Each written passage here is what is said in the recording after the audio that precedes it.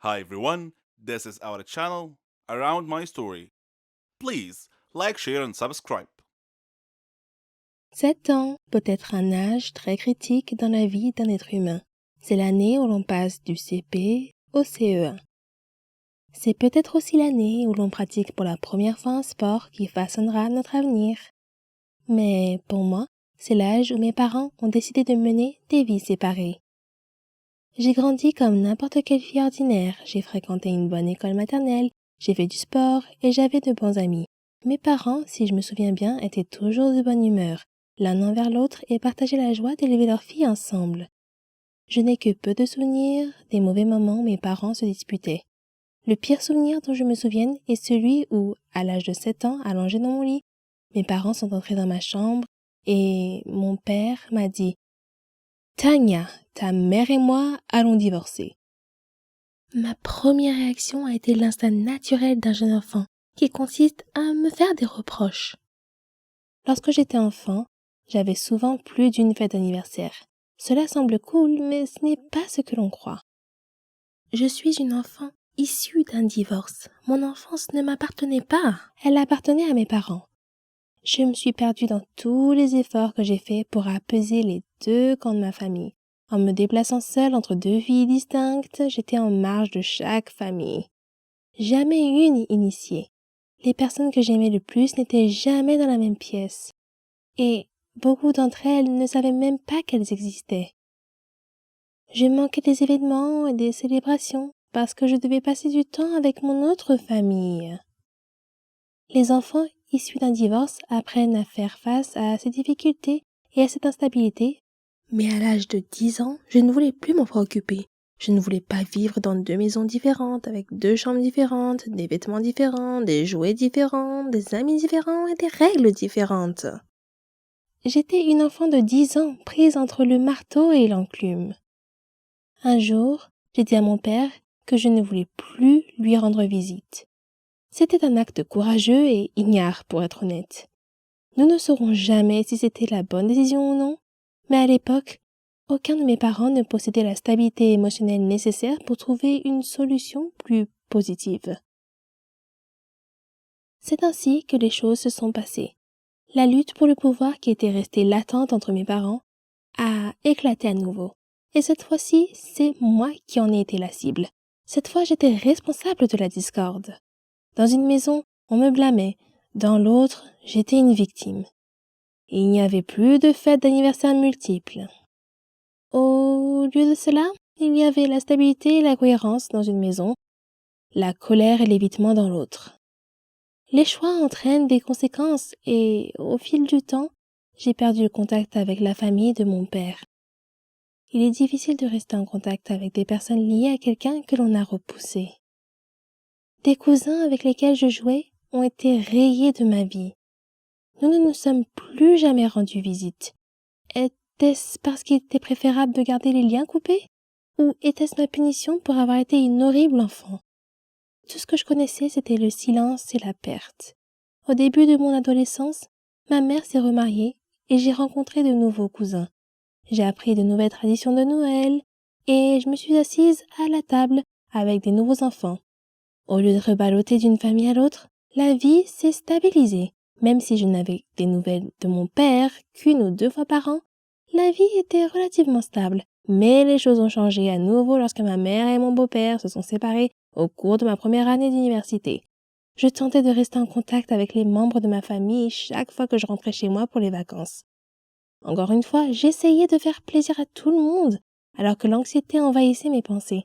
Avec qui dois-je passer le réveillon de Noël? Dois-je rendre visite à telle ou telle famille?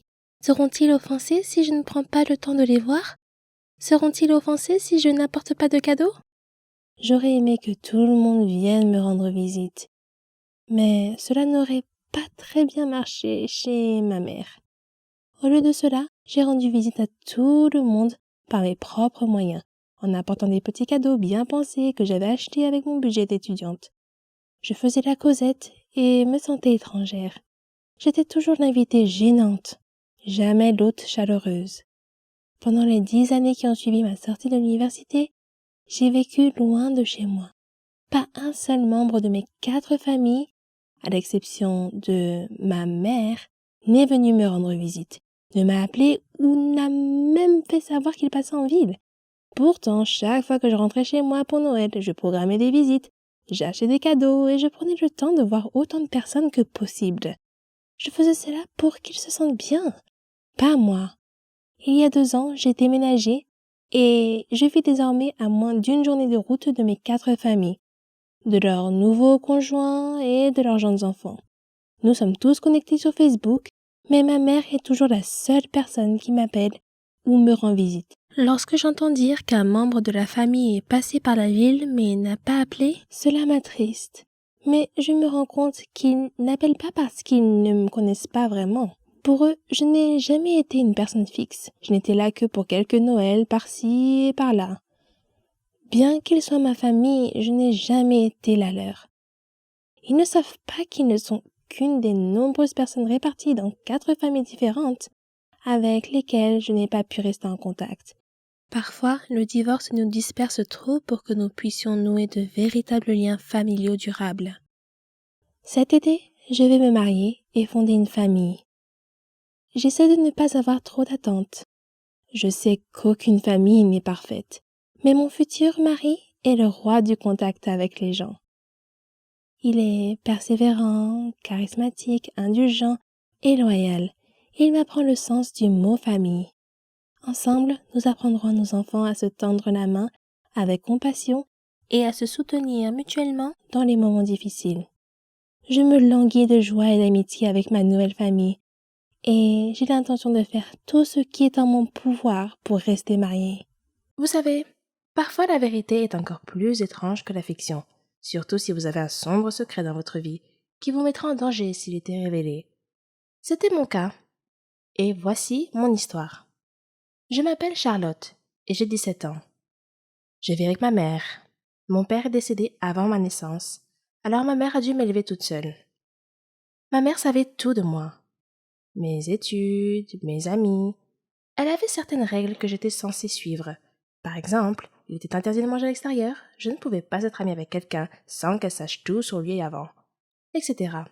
Je trouvais ces règles assez paranoïaques, et je lui ai demandé pourquoi elle imposait de telles restrictions pour que je me fasse des amis.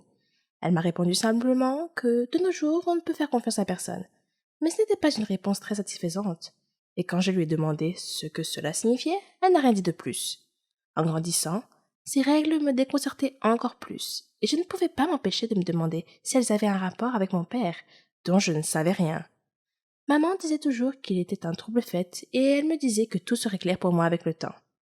Un jour férié, j'ai rejoint un nouveau groupe. Nous avons fait beaucoup de concerts. C'était génial! J'étais douée pour jouer de la musique et chanter. Quand nous sommes allés camper, nous avons rencontré des étudiants d'autres pays. Nous nous sommes fait beaucoup de nouveaux amis et nous nous sommes amusés ensemble. Nous avons même eu la chance d'accroître la notoriété et la réputation de notre groupe. Après notre première représentation au camp, une fille asiatique s'est approchée de moi et m'a serré dans ses bras en disant « Charlotte, tu m'as beaucoup manqué !»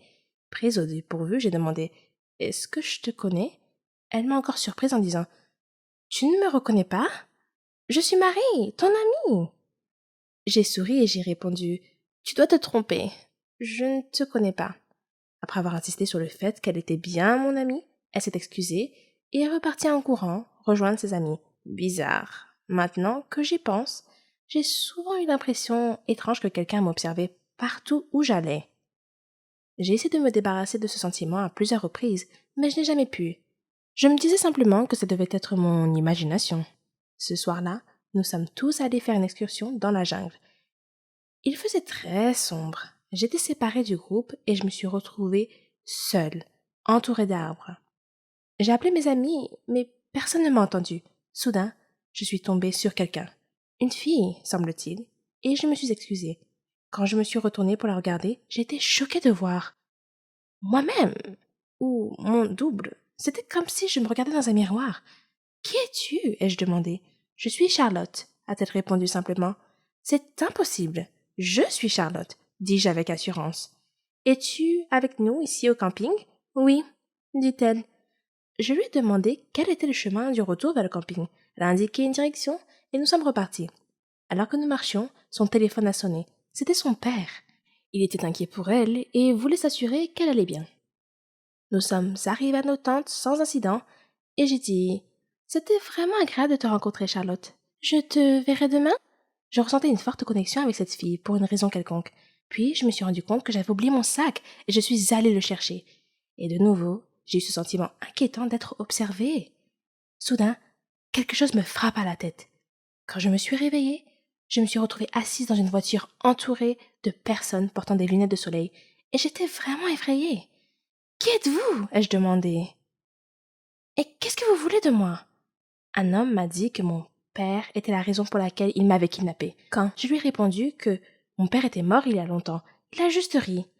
Puis il me pulvérisa quelque chose au visage et je perdis connaissance. Quand je me suis réveillée plus tard, l'autre Charlotte était attachée à côté de moi. L'un des hommes semblait confus de voir moi et a demandé à son patron laquelle de nous était la fille qu'il cherchait. Soudain, j'ai entendu quelqu'un crier « Stop! Ne bougez pas !» La police surgit de la ligne des arbres, encercla la voiture et apprehenda les hommes. Puis, ils nous détachèrent toutes les deux. Quelqu'un est apparu, l'air très inquiet. L'autre Charlotte a commencé à se réveiller et a demandé où elle était et ce qui se passait. Puis, elle vit son père et courut vers lui. Son père m'a alors regardé et m'a demandé mon nom et celui de ma mère. Quand je lui ai répondu, il a dit qu'il savait qui j'étais et m'a dit de transmettre ses salutations à maman et de lui dire qu'il continuait à garder son secret. Puis il me remit une médaille et me serra dans ses bras en disant qu'il n'était pas sûr que nous nous reverrions un jour.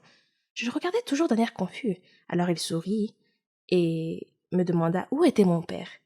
Et je lui répondis que mon père était mort.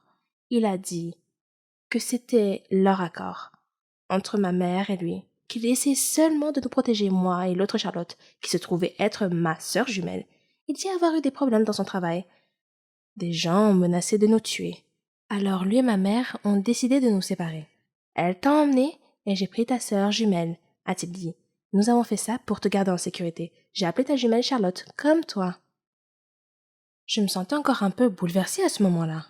C'était absurde. Je ne pouvais pas le croire. Soudain, j'ai entendu quelqu'un m'appeler. « Charlotte, réveille-toi! C'est l'heure de notre voyage. Tu as dû faire un cauchemar, car tu criais. » Je me suis réveillée et me suis retrouvée dans une tente avec mon ami. Quand je suis sortie de la tente, je me suis arrêtée. Juste en face de moi, me regardant dans les yeux, se trouvait une fille qui était mon reflet exact.